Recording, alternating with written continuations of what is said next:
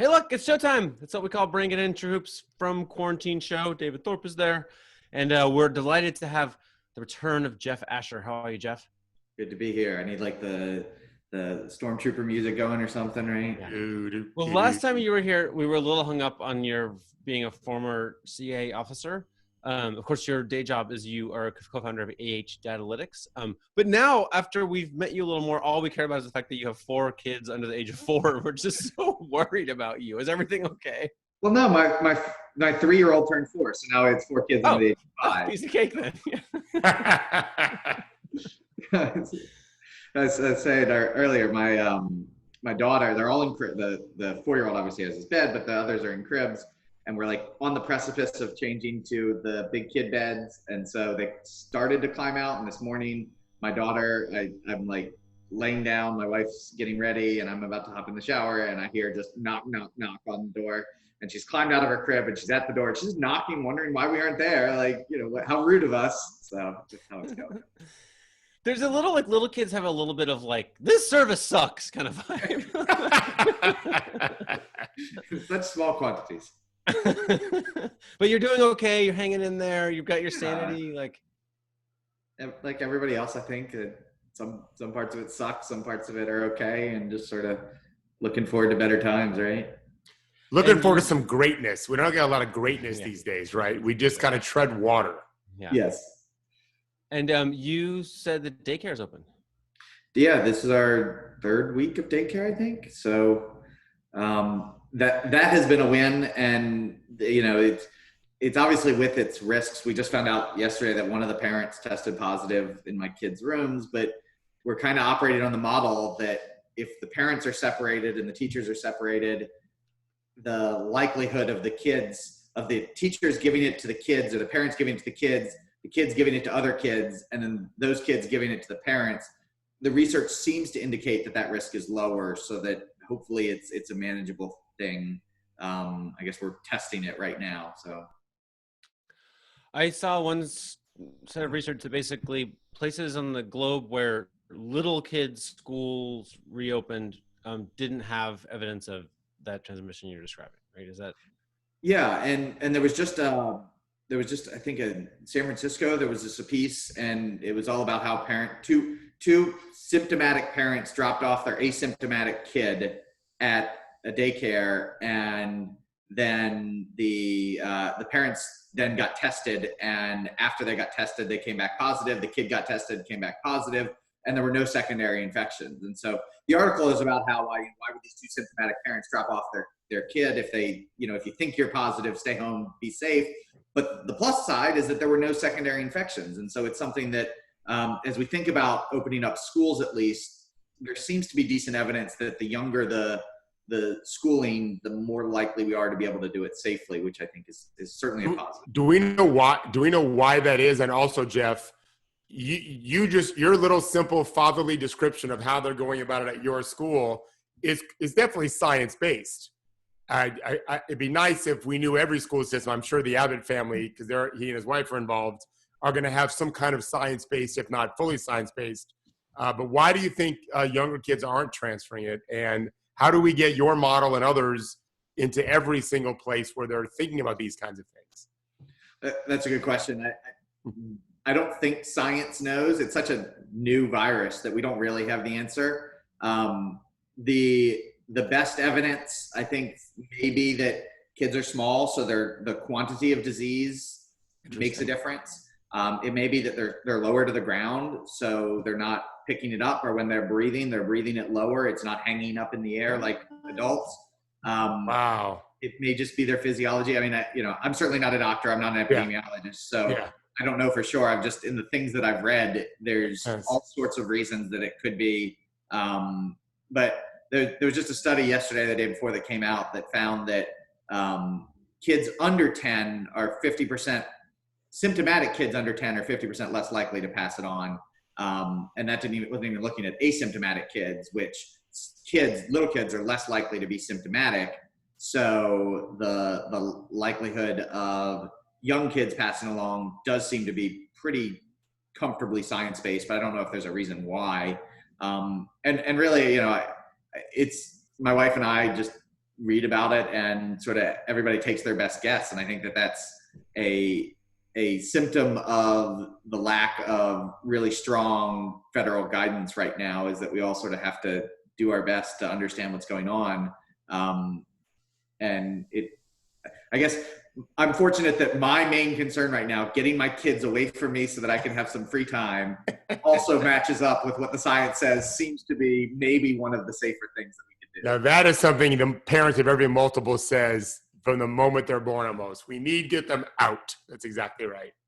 Well, and look, I mean, and totally honest, if you're the reopening schools question, like, it seems like the little kids are also the ones who make it so their parents can't get anything done at home, right? Like, you can't work a 9-hour Zoom day when you have a 5-year-old, but you maybe can when you have a 15-year-old, right? Which seems to dovetail somewhat nicely with this evidence you're suggesting, Perfect. right? Yeah. Put the 6-year-olds in school. Right. There's just, even when it's 3 on 4 at our house and we have like my mother-in-law here, it's a little easier, but it's not able to do work easy. In the NBA, we call that a mismatch, Jeff. So we're playing, you need more than 3 adults with 4 kids under the age of 5. It's a power play or something. I know that's science. A hockey term. Every stay-at-home parent goes crazy anyway. Like, you know what I mean? Like, crazy is a relative term, but it's stressful. It's stressful having little kids. You are in New Orleans, where the numbers are actually not so bad, but Louisiana is terrible. Is that fair to say? It's hard to say. Texas and Florida is terrible. That is a tragedy of humanity on par with what we saw from almost on par with what we saw from New York in March. Not quite as bad. Louisiana has gotten worse, but it's largely some of the places where, here's the latest piece I had on our local newspaper in a data column I'm doing. Louisiana, initially it was mostly New Orleans and Jefferson, and sort of in this ignorance phase where we just didn't have the testing, we didn't know what was going on.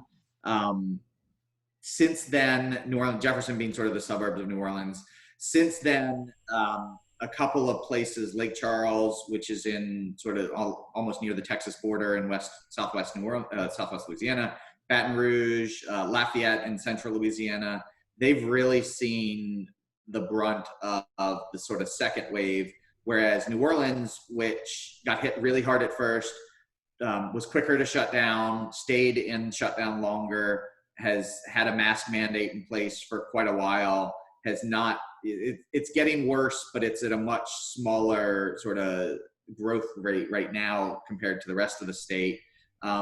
Partially, the state is the number 1 in terms of tests run per 100,000. So the rate of testing here is higher than anywhere else. So part of why it looks worse is because we're testing so much more.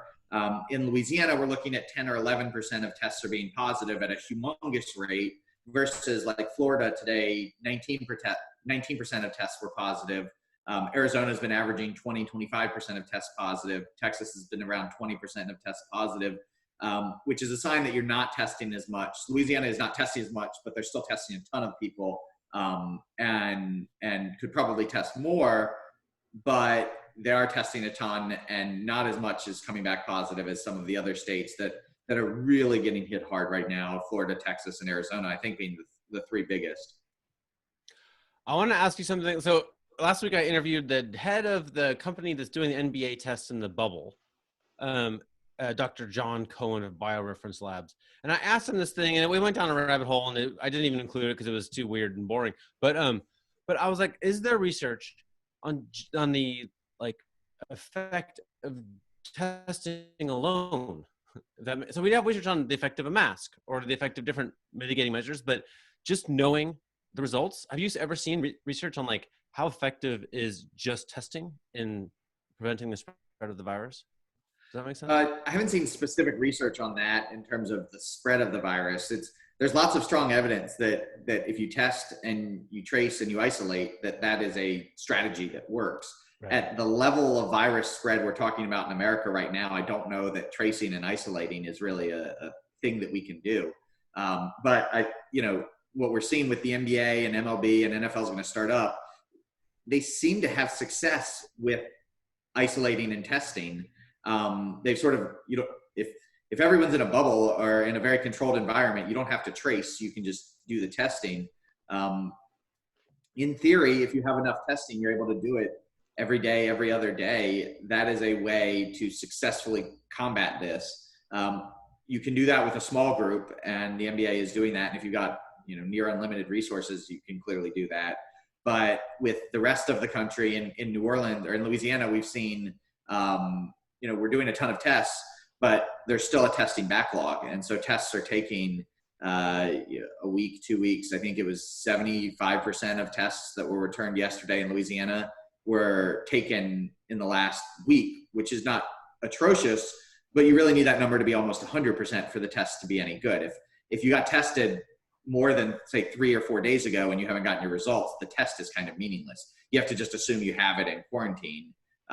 So it's really it's a nice thing to see the NBA doing, and it's nice to sort of validate the theory that mass testing can work.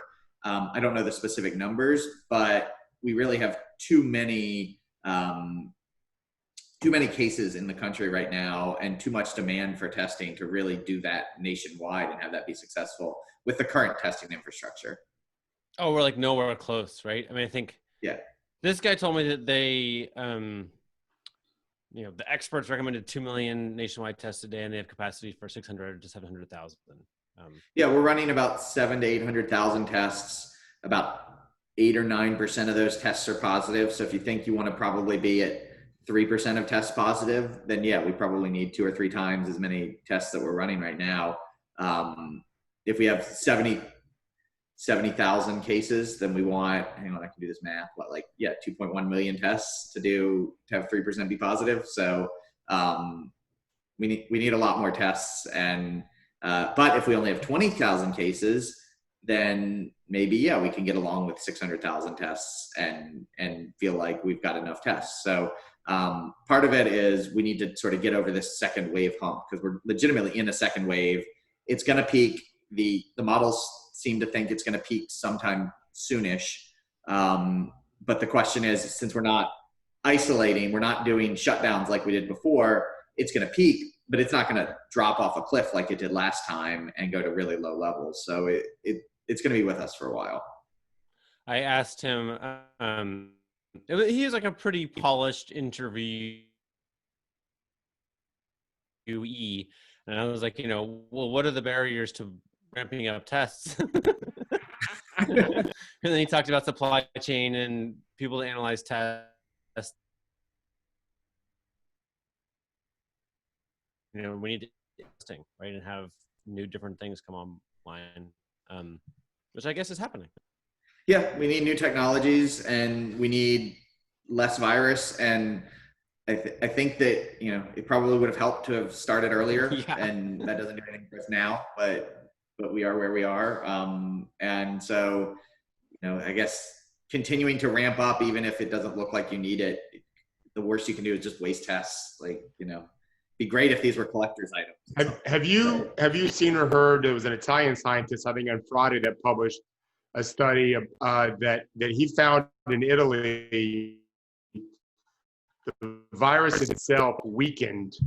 It was as infectious as ever as the virus rolled through Italy, but the same people that were needing ventilators suddenly didn't need ventilators anymore, the same age group and health, whatever. And people who used to have to go to the hospital didn't go to the hospital. It just was less virulent, I guess. And he wrote that he thought the same thing was going to happen in America. Is that at all familiar to you? Have you heard anything about that part of the virus? I haven't. So I think that we have to be careful with sort of making those sweeping conclusions. Just because, it's just one guy. Yeah, and we lack. It is so new. We lack a lot of understanding of it. We're definitely seeing fewer people on ventilators, and I think a lot of that is because just the doctors are better at it. They know who to put on a ventilator. They know when. They have medicine cases from getting to the ventilator status, because the ventilator is such an extreme step. So they're learning how to combat it. I think we also are seeing a change in who is getting it, and right. I think that's going to impact the percentage of people that die and the percentage of people that are critically ill. Because more younger people are getting. Is that what you mean? Well, not just that, but when it was February and March and it was here, but we didn't know it, your people that were vulnerable were not taking as many precautions Right. as they are The now. same, So yeah, exactly. if you know that you're really vulnerable to, and it can be terrible for anybody. So we're all vulnerable to an extent, but the most vulnerable people are the most likely to need ventilators, the most likely to be, in the ICU. And so those are the people that are sort of self-isolating and are less likely to catch it. Right. And so I think that can help make it less deadly. It doesn't necessarily mean the disease is changing. It just means our approach to the disease is changing because we understand it better. Makes sense. There's this New Yorker story about Germany's response. I sent you that. Did you get a chance to read that? Do you know what I'm talking about, Jeff? You sent it to me? Yeah, no pressure. It was like at the end of a different email. Don't worry, I'll talk you through it. But it struck me as a fascinating point was, number one, a little aside is that Germany's always been good at treating the obesity epidemic. So they went into this with lower risk factors for a lot of people than we did here in the US, which I thought was interesting. And number two, so they just started like a giant, I sent it to you because it was a data project, right? Like they would basically like this door, and then you go across the street and 3 doors down and that door. And they just started testing in Munich, like to get this just blanket sense of where the antibodies were very early on. And scientists in like hazmat suit would knock on a door with no advanced warning and the people who opened the door were delighted to see them and be like, absolutely, why don't you take a little of my blood? This will be great. I'm so glad you're here, right? And the article was basically like, we don't have that level of trust in the US, right? The people in hazmat suits show up and you're not opening the damn door. Like, they might get shot. Watch my get shot, right? Yeah, I mean, yeah, that's been one of the shocks of this whole thing is the lack of our community response, and how much it's hurting us. And we see it it's in every facet of an inability to have an American response to this. We didn't decide whether or not we wanted to be Germany, South Korea, or we wanted to be Sweden. And so we've got the sort of this mix, and it's really the tragedy of this whole thing is it's depressing and it's angering and it's anxiety inducing that there's no we in our response. At first we had 50 state responses, and now we're seeing with like local mask ordinance not wanting to be followed, or governors trying to shut down the city of Atlanta from doing their own. I mean, now we're seeing thousands of individual local state city responses, and it really is sort of the tragedy of this. And I hope it's something that we're able to work through when we get to the other side, because if not, what are we as a country if we can't have some sort of national response to a once in a generation pandemic? I've been thinking about this for years. In basketball, it's much simpler and less dire. Like, I feel like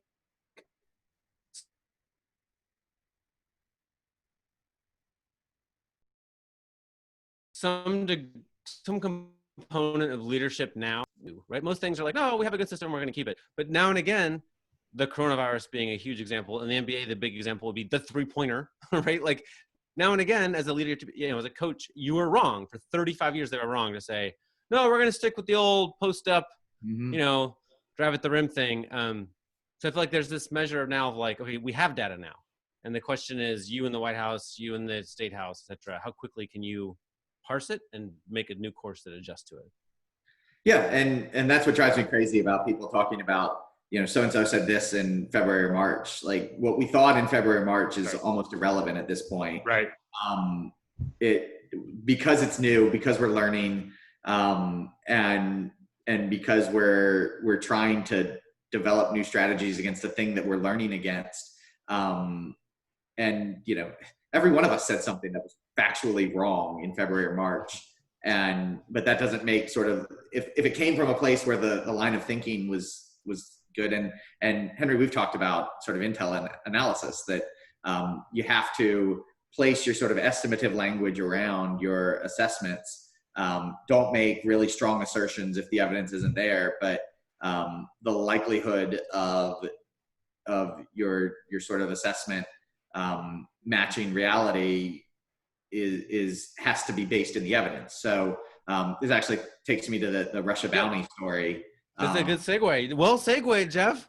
This was not a planned segue. Well, no, I mean, you look at the Russia bounty story has been one of where it broke in the press, and then the pushback was, well, it wasn't certain, and the sort of the dozen or so of us former Intel analysts online that are like, well, nothing's ever certain. Intel analysis is always going to be wrapped in estimative language and not knowing for sure. But also on the other side, let's not talk about it as though it is a certainty, because if the CIA analysts were saying that they have medium confidence in a conclusion, we shouldn't then, now that it's in the press, say, well, it is absolutely something that happened, just because there's our public knowledge is now not better than what it was in the Intel community. And so, I guess coming back to your question, the long way around is that, yeah, it's the type of thing that I guess none of us should be certain now, and we were even less certain back in February about what was going on, and we just need to be able to couch all of that in uncertainty and change up our opinions as necessary. It's like it's an indictment of the poor science systems we're building educationally in the country. We know this we can compare our testing to a lot of other countries, and obviously we have plenty of smart scientists, but generally speaking, we see America right now, they want to stick with their feelings. And that's just, I mean, I can speak as a coach, going to write what Henry said. I always thought the best thing I did as a coach was I had no pride. I thought I could come up with some brilliant strategies to win, but pretty quickly I realized, oh, this ain't working. I could stick with what we're doing and lose by 98 points, or I could quickly adjust on the fly and try to work things out. Pride is terrible. Science, there's no place for pride in science. You've got to go with the data. Yeah, and people hate uncertainty.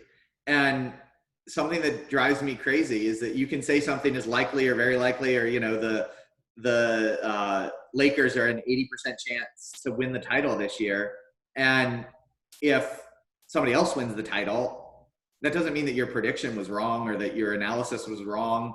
And sort of societally, people are like, well, I'm going to make fun of this 80% prediction, but if your analysis was sound and you said, hey, they've got an 80% chance of winning, it's not your fault if that doesn't happen. It's lots of times things that have a 20% chance of happening happen.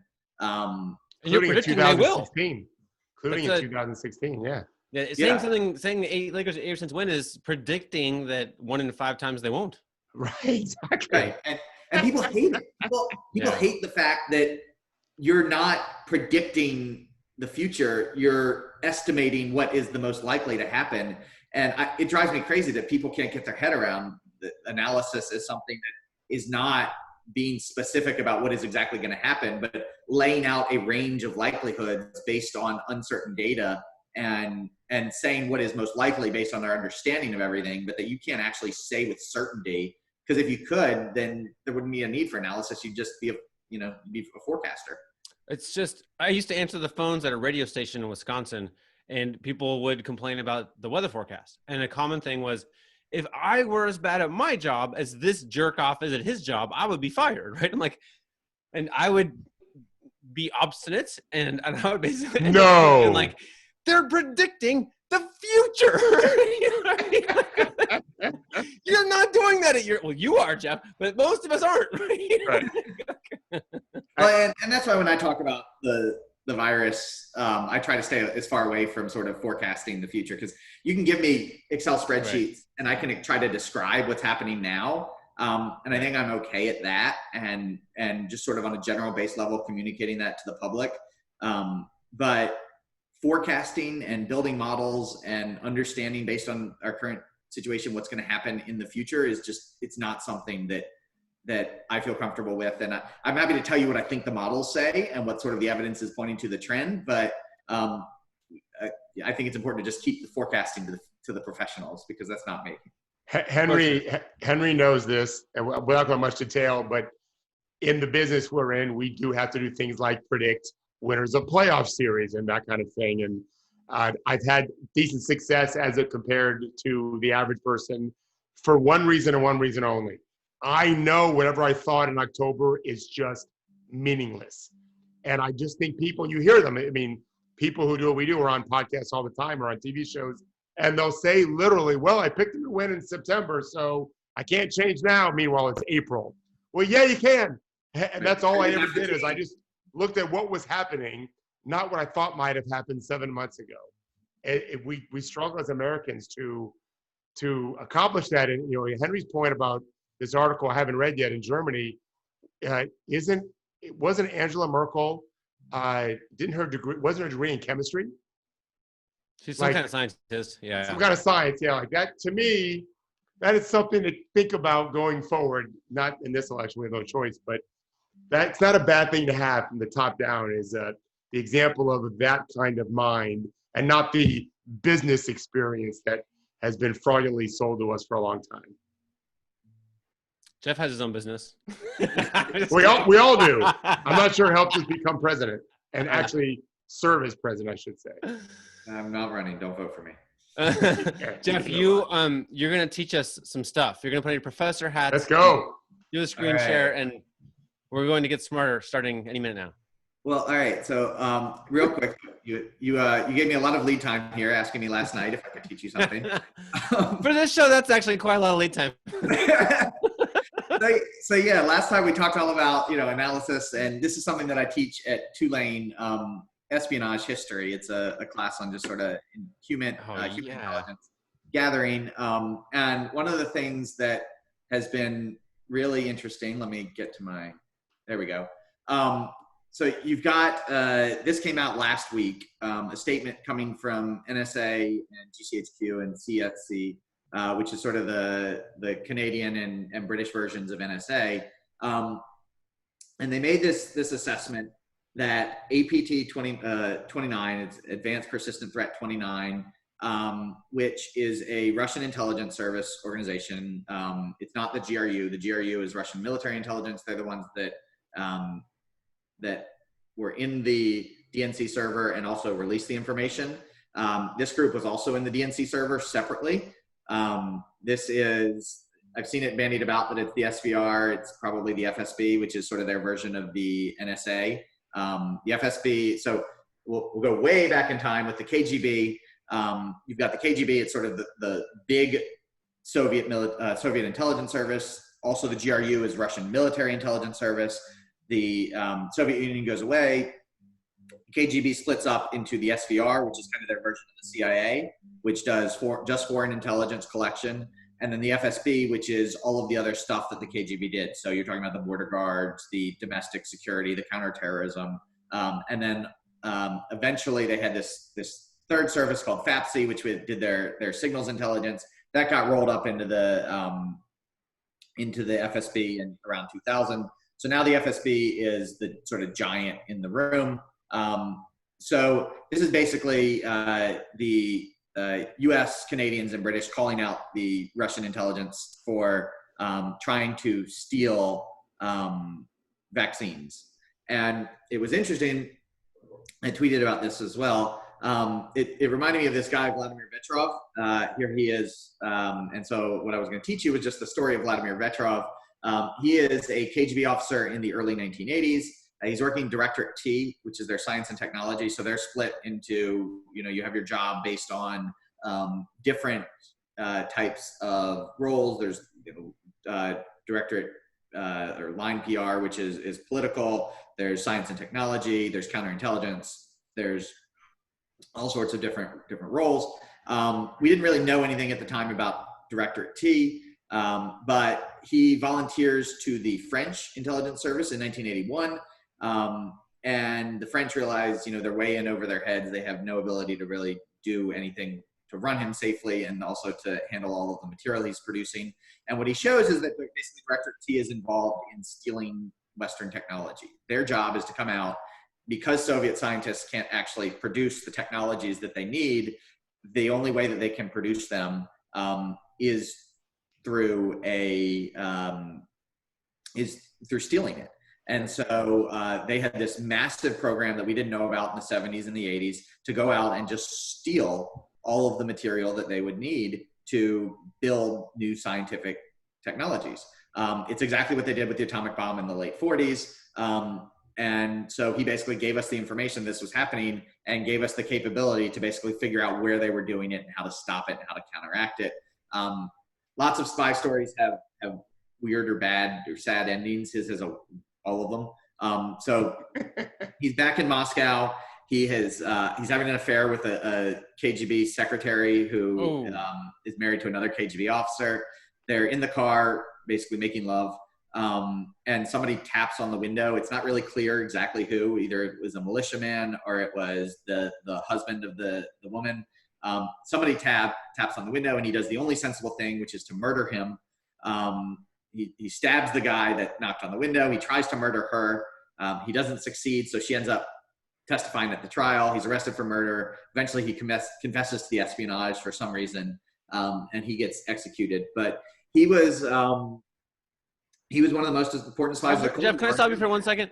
He is making love in a car. Yes. Somebody taps on the window. He kills that guy and then tries to kill her too? Yes. Why would he kill her? Does she want to testify? I don't know. It was before I was born. I don't know. This scene of the movie needs a little development, I think. No loose ends. No loose ends. It was the only sensible thing. What is happening? So he had a huge impact with there's this line from this document. I should have sourced it. I didn't. This is I think it's called the Farewell Trove or something like that. It's on CIA's website. You can find it. It's a good article just about his case. And the example that they use is the supercomputer, which the Soviets saw as sort of the most important thing they could develop, was a Soviet supercomputer to compete with the West. They couldn't. They thought it was a strategic attribute. They thought this was really important. And because people like Vetrov couldn't steal it, because the US built all of these new countermeasures as the computer was starting up, they weren't able to build their own. And it led to a real significant downfall in Soviet capabilities because they didn't have supercomputers as they were being created. It's not something that sort of led to the downfall of the Soviet Union, but it was a real negative. And you think about all of the things that you can do with a supercomputer, really in terms of weapons design, military uses, and then you think about the fact that in the 90s we fought the Iraqis using Soviet weapons, and so the first technological wars were fought where we had supercomputers helping to design our weapons, and the people that were designing theirs didn't, and so that really reverberates and creates these massive advantages. So there was all this talk about the Russians trying to steal our vaccine and why they might do that, and it's really not a bug, it's a feature. It's something that they do for decades and generations, and there's no reason to think that just because it's a vaccine that this is potentially the most important scientific development of the last century. Why wouldn't they try and steal it? So, I can totally make an NBA analogy to this. Thank you for that, by the way. That was fascinating. I'm not even kidding. I still have a lot more research I haven't published about, but I did a lot of research about Mikhail Prokhorov when he bought the Nets, and there's a lot around that. But one of the big points was they actually had a very advantageous roster when he bought the team. They had a lot of young players and some cap space and picks, and they could have just progressed. But some of my sources were basically no, the idea was we've got to go steal a championship. We don't want to build a championship. We want to steal one. And so then eventually it just became an IQ test. Can you pitch the deal to Prokhorov that will get import someone else a championship, right? And they were like, we got the Celtics. We're going to go get Paul Pierce and Kevin Garnett. And then it was that's the deal we want to do, right? It was the same model. Yeah, why build if you can steal? It's pretty weird. And you and I talked the day of that trade, and we argued over which one liked it least. Neither of us thought the deal was going to be, we thought they were going to be a disaster. Pretty sure we nailed that one. There was a guy, some investor guy called me up and basically the Nets are going to be the next big thing. And kind of was interested in seeing if I wanted to join this like kind of Nets media thing he had planned. And I remember sitting on my back porch being like, I don't think they're going to win anything. Right. This is terrible. I got no way I'm doing that. I felt for him though. I feel for him now. But Jeff, I feel like we see this.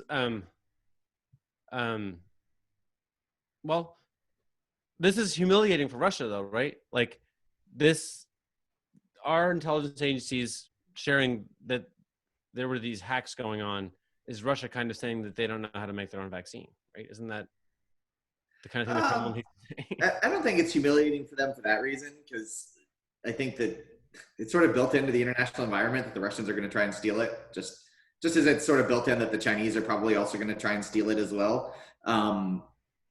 There's just a ton of technological espionage and economic espionage going on.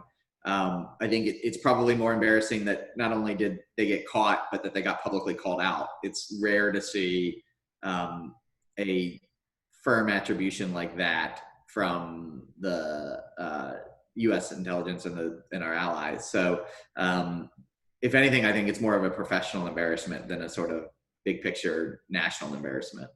Since Jeff, you've established you love predicting the future so much.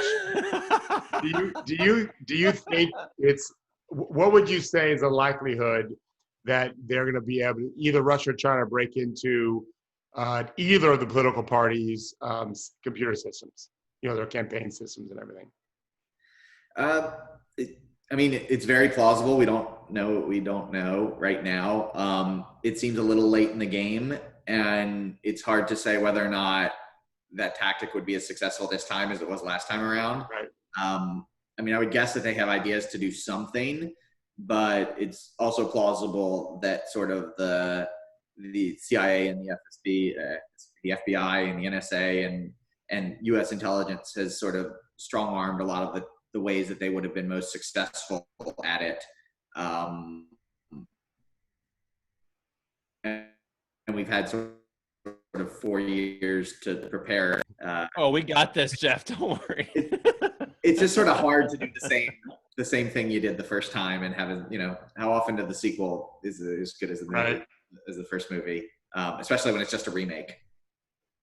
There's my memory's terrible. Okay, one of these books on the shelf here talks a lot about the Gray Cardinal Surkov, right? Who had this? He's like a political advisor to Putin in the early years, and then moved on. You really could probably tell the story more accurately. But basically, the point was, he had his hand in the opposition parties as well, and it created this environment, which was anybody who looks to be credible opposition to Putin. The intelligentsia, the young people in the streets would say, it's probably all rigged. The point of that being, if people feel like it's probably all rigged. So what I'm saying here is now in 2020, maybe whenever something comes out, some intelligence is leaked, something's hacked, whatever the big move is going to be, maybe now we're a little more jaded and don't believe in it. We might suspect the hand of intelligence, et cetera now. But at the same time, it's hard for anyone to get excited about the opposition if you think that everything's rigged. Does that make sense? Yeah, it does. That's in the Russian DNA.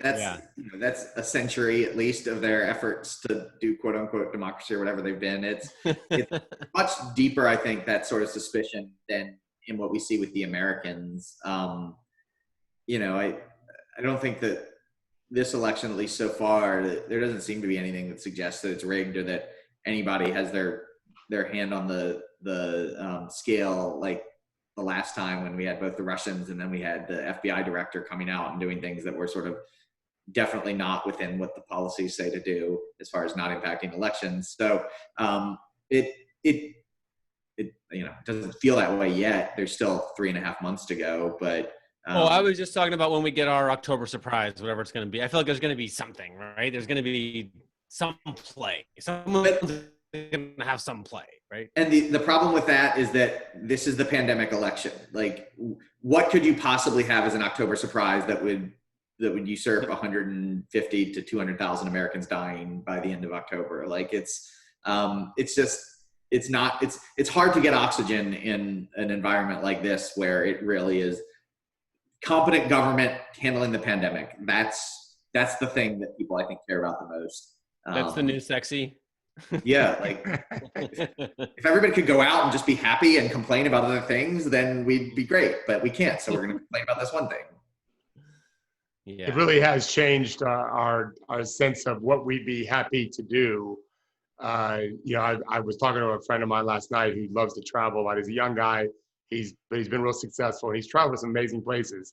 But he's got 3 kids under the age of 11, and he'd be happy just to be able to go hang out somewhere with other their friends at some nearby place. He doesn't have to travel extensively because they've been locked in more or less for months now. It's easier to make us happy now than ever, maybe. Yeah, I would kill for like a week of just nobody else in the house, just sports on the TV and a fridge full of beer and that's it. Like, what beer do you like? Really nice right now. What's your beer, Jeff? What do you like? I like the local breweries. We got Beat Amber down here and a couple of nice local breweries for the most part. It's at this point, anything that's got alcohol and tastes it's good by me. And it's free and it's cold and available. Do you think there's any chance for Mardi Gras and Jazz Fest in any way, shape, or form like it's been? That is a really tough question. Jazz Fest, maybe, just because maybe I'm wrongly optimistic that maybe we'll have some sort of vaccine going around and we'll see significant progress by then. It's hard because Mardi Gras was such a super spreader event for us, and it led to such a bad pandemic early. But it's also mainly outdoors, almost exclusively outdoors. The riders are wearing masks, so that works. In theory, it's the type of thing that maybe you could do, but what I want to, I adore taking my kids to Mardi Gras. Outsiders don't realize how much Mardi Gras is really a nightly festival for kids. It is so much fun to see their eyes light up, and it really fills my house with all of the crap that they need of stuffed animals and toys that last usually about 6 minutes each, but if we time it right, it'll last until the next Mardi Gras. So missing Mardi Gras would be very depressing. But I don't know that I would take my kids to Mardi Gras right now. And it's also the type of thing that you really have to plan. You can't just throw this thing together. So decisions need to be made in the next 2 or 3 months. I don't know. And same with the music, Jazz Fest is wonderful. I don't know how you do it though successfully. It's really going to be a challenge. And yeah, it's the type of thing that I can't imagine not having it, but I also can't imagine having it right now. Why was it such a super spreader event? Because it is so outdoors, or I've never done Mardi Gras, I've done Jazz Fest. Is it because even at Mardi Gras, even though a lot of it's outdoors, people are still also congregating indoors for long periods of time? Yeah, and it's not just that, but it's that people are coming here. So I think the operating theory is that it was spreading a lot in New York, and you had tons of New Yorkers coming here, as you did from all of these other states, and it just gave it to a lot of people. And so it's not so much that it was outdoors, but people are in close quarters. They're eating at restaurants. We had no testing, so we had no idea that it was even here to begin with. And people go to bars in Mardi Gras, right? I mean, that's yeah, tons of bars, tons of people outdoor and partying, but also the travel and the planes and it led to a lot of more people having it. And it wasn't until March 9th that our first case was detected, and Mardi Gras Day was February 25th. So it was just sort of spreading slowly, and we didn't have the testing capability. And you talk to anybody down here and they think in mid or late February they had something, and nobody had tests. So if we had known, I think people would have acted differently, but nobody had any idea because of the lack of testing capability. Jeff, you just wrote a story for the New York Times about crime stats are weird this year. That's more akin to your day job. We like to make you talk about other stuff. But can you tell us a little bit about how crime's weird this year? Yeah, so it's something that I do once or twice a year, usually at the end of the year. But if I have something to say around Mid-City, I'll write a piece. I've done it for 538 and Upshot. And this one,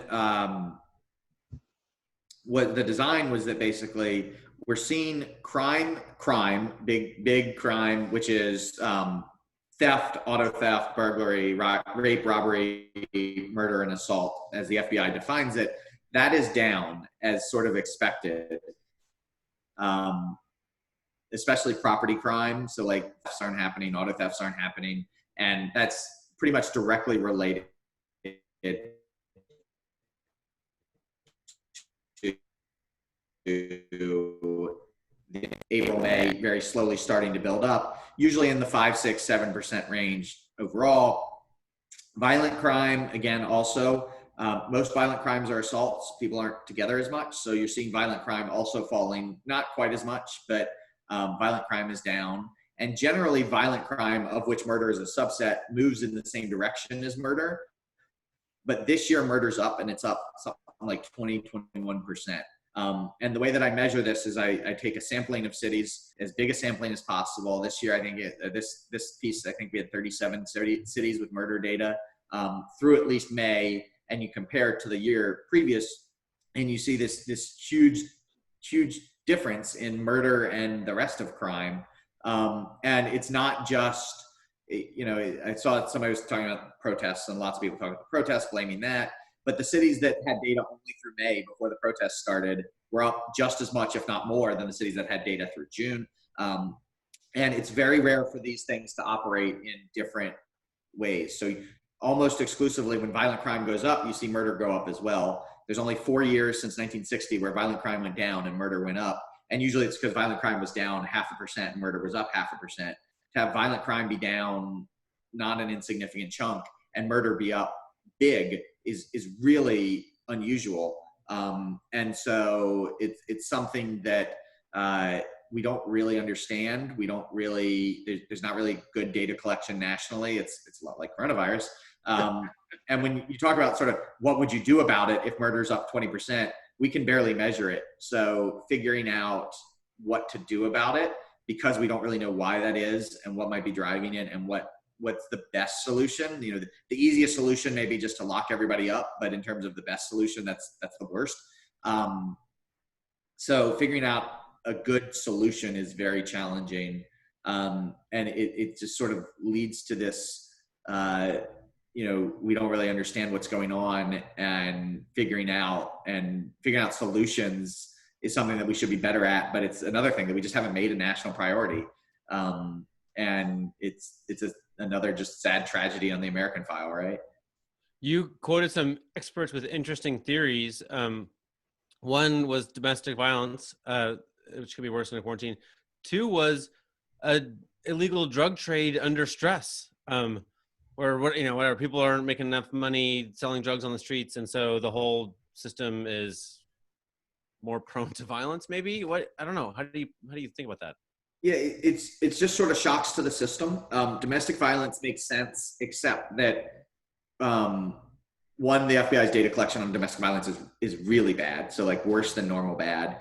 And 2, the number of domestic violent victims is generally pretty low relative to, you're talking about under 10% of victims nationwide. So even if that doubled, it wouldn't necessarily account for, and that wouldn't account for the entirety of it. Jerry Radcliffe, this professor at Temple University, suggested the drug markets, which I think is an interesting concept. Basically, there's just stress on drug markets, and that makes things more dangerous, which is very plausible. But again, we don't really have a good data on it. One of the wild theories I've been thinking about in New Orleans, we've been seeing gun violence going down until recently. Now we've seen this huge surge. And we've also seen this huge surge in vehicle burglaries, with the idea being that maybe, the people that would have been engaged in the drug market that would lead to drug market type violence are maybe engaged in vehicle burglaries, which there's vehicles everywhere. Break into a vehicle, get your money that way. And so it leads to less gun violence indirectly. Plausible, totally hypothetical, untested.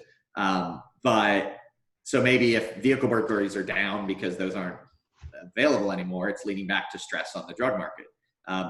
It's really hard to say because the data collection is so bad, and we won't know. The FBI doesn't produce this data until September of the following year, so we won't have 2020's final statistics until September of 2021. Oh, that's pretty soon. Right. So that like we don't even have 2019's final statistics. It's July of 2020.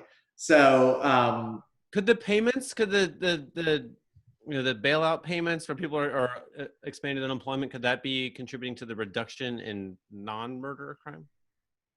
I mean, plausibly, I think the better example, the better explanation is that a lot of these crimes depend on sort of people being in random locations. Yeah. Auto theft requires people to be out and about at bars and the like, and pickpockets is a good example. In New Orleans, we have this weird thing where pickpockets are kind of happening, and then Mardi Gras happens, and they shoot up every year, and so you see this like 800% surge in pickpockets for 2 weeks.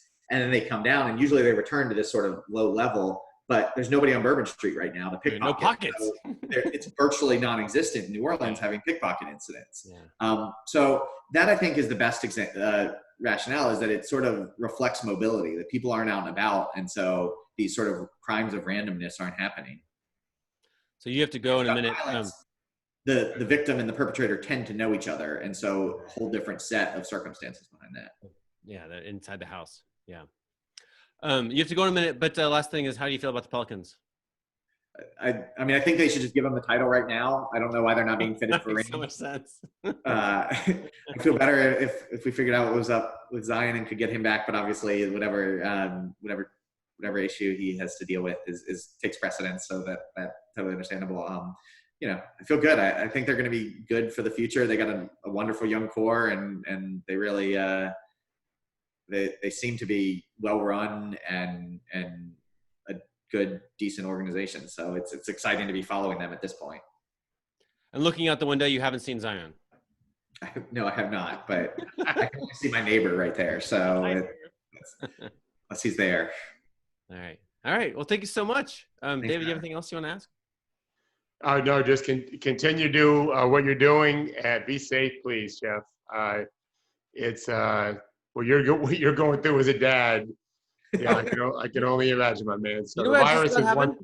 Huh? Almost the end of the show without Gerard asking the last question. I think we bring Gerard in after Jeff left. No, Jeff, you have 3 more minutes.